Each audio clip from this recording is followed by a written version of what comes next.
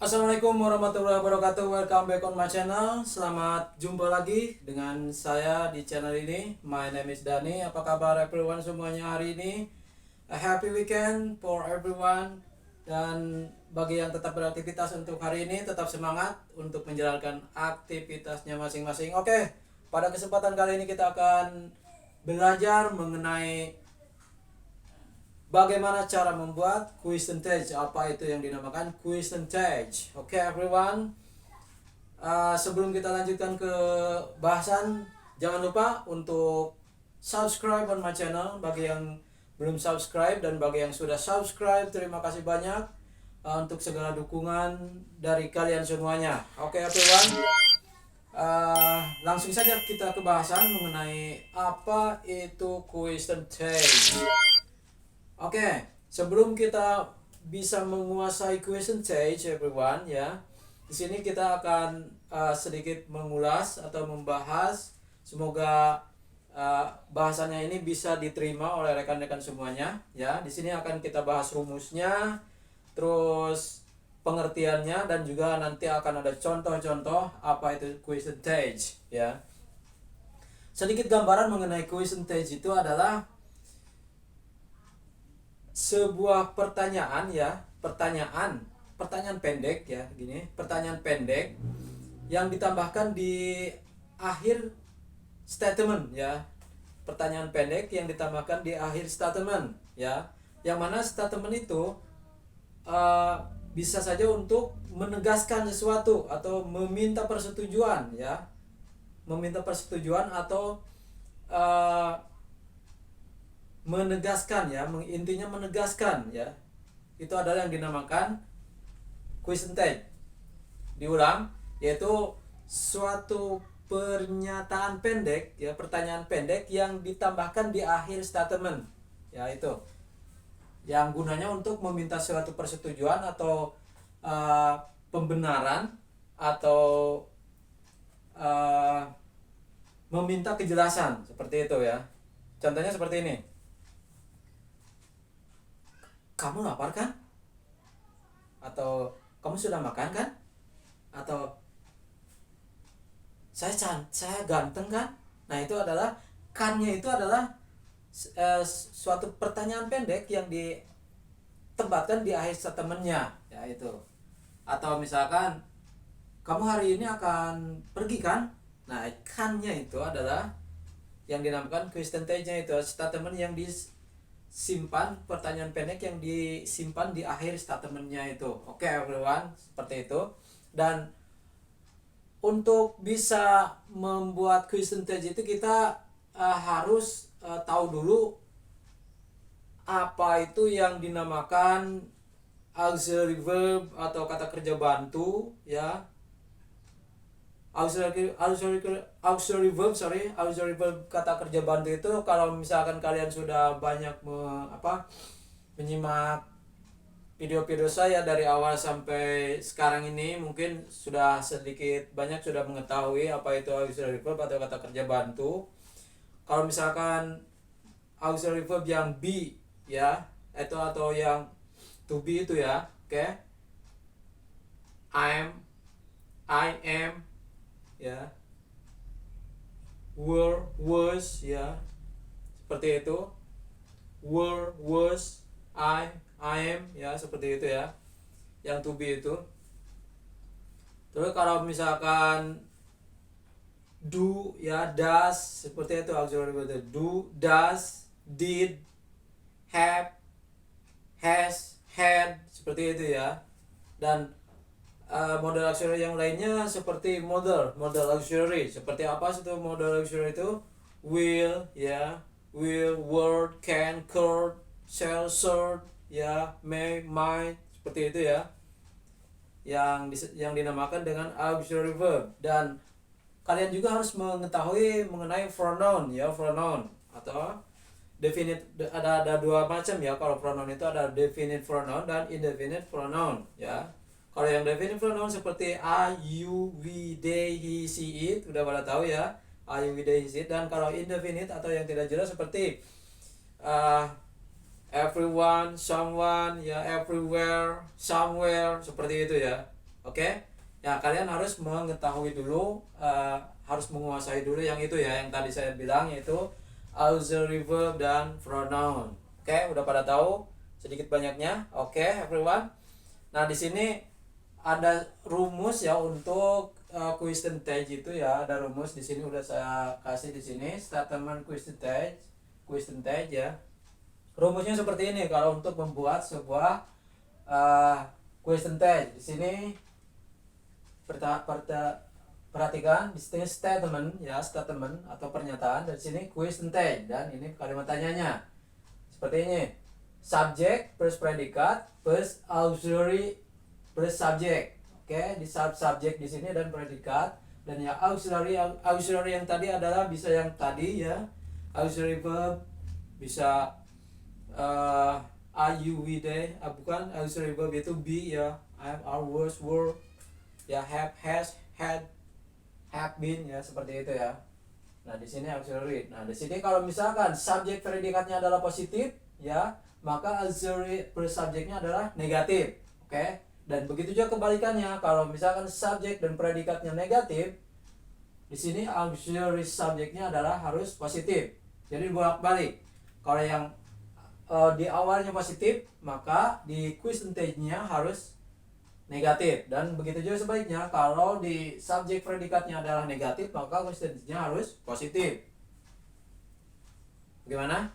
Masih ada gambaran? Kita langsung aja ke contoh-contoh berikut ini ya. Ke contoh-contoh berikut di sini mengenai contoh question tense. Di sini ada negative sentence atau positive question ya. Udah saya bagi dua, dan di sini adalah positive sentence dan negative question. Oke. Kalau di sini negatif, maka di sini harus positif. Ya. Jadi positive question. Jadi negative question. Kalau ini dibalikan negative question, maka di sini harus positif. Oke. Kita lihat contohnya ya. Contohnya seperti ini. You don't love maths, do you? Nah, kita lihat di sini, you don't love maths, do you? Kamu tidak suka pertandingan ini, bukan? Oke. You don't love math, do you? Nah, di sini question nya ini di sini ya. Do you? Karena di sini negatif ya, negatif sentence, maka di sini harus positif, positive question. You don't love math, do you? Nah, di sini adalah negatifnya karena don't, ini don't. Nah, ini auxiliary-nya ya. You don't love math. Ini adalah auxiliary-nya. Ini subjeknya, ini auxiliary, dan ini adalah kalimat negatif. Maka kalau di sini kalimat negatifnya harus, di sini question Z-nya harus positif. Do you? Nah, begitu juga ini kalau positif sentence dan negatif questionnya di sini you love math. Di sini adalah positif ya, positif. Di sini adalah positif. You love math. Maka question Z-nya harus negatif. Don't you? Oke. You love math, don't you? Oke. Kita contoh berikutnya lagi. Ahmad didn't come late. Did he? Nah, di sini kita lihat, di sini adalah auxiliary verb-nya. Ini adalah past tense ya. Ahmad adalah subjeknya, didn't ini adalah auxiliary verb-nya, come late datang terlambat. Ahmad tidak datang terlambat. Ahmad tidak datang terlambat, bukan? Nah, did he? Ya, itu artinya did he? Ahmad didn't come late. Ahmad tidak datang terlambat, bukan? Did he? Nah, di sini karena di sininya positif dan negatif, pertanyaan awalnya ya negatif berarti, maka di sini di question tense-nya harus positif. Begitu juga kebalikannya.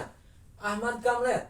Ahmad datang terlambat, bukan? Nah, di sini ini adalah Ahmad come late. Didn't he? Ahmad datang terlambat, bukan? Nah, di sini ini kalimat positif, maka di sini question tense-nya harus negatif. Contoh berikutnya.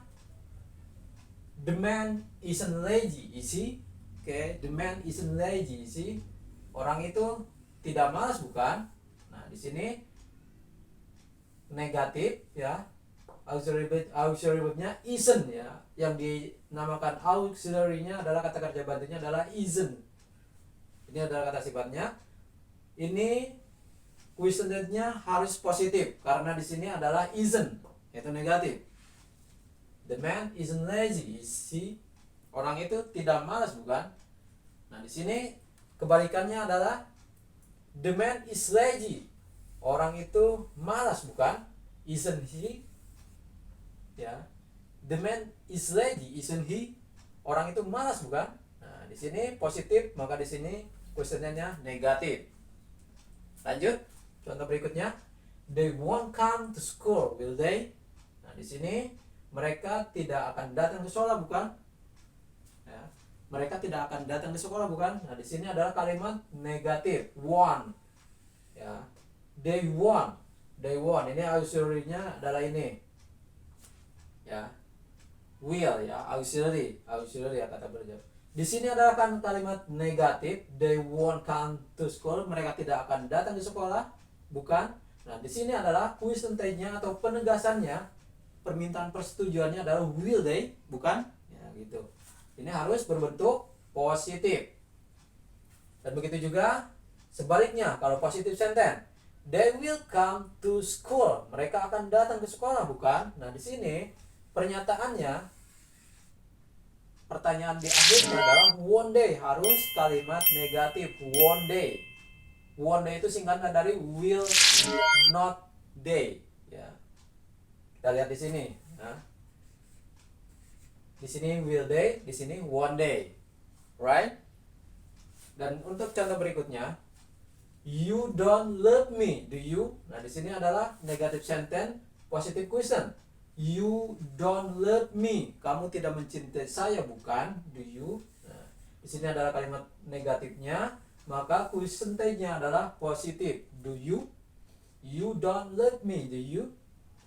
Kamu tidak mencintai saya, bukan? Nah, ini adalah kebalikannya di sini. Kalau positive sentence, negative question. You love me, kamu mencintai saya, bukan? You love me, don't you? Oke, di sini adalah kalimat positifnya, ya.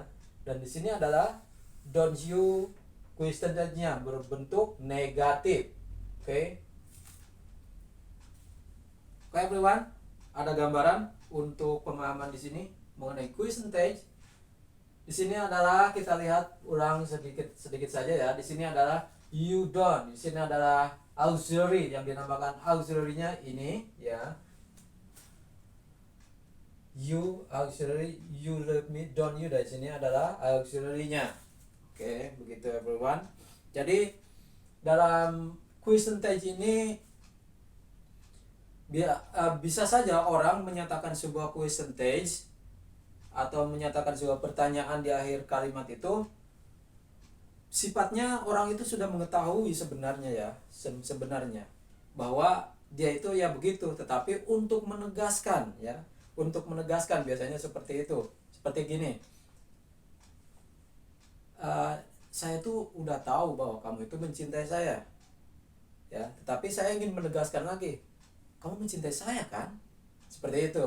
Jadi sebenarnya dia udah tahu bahwa dia itu mencintainya, tetapi untuk menegaskan saja, kamu mencintai saya, kan? Gitu. Everyone, sampai di sini bahasan kita mengenai question tense. Sampai jumpa lagi di bahasan kita berikutnya dengan bahasan yang lainnya. Semoga bermanfaat untuk kalian semua. Jangan lupa bagi yang belum subscribe, segera subscribe on my channel untuk mendukung channel saya ini. Dan bagi kalian yang sudah subscribe on my channel, terima kasih banyak untuk kalian. Semoga kita bisa terus belajar di channel ini. Assalamualaikum warahmatullahi wabarakatuh.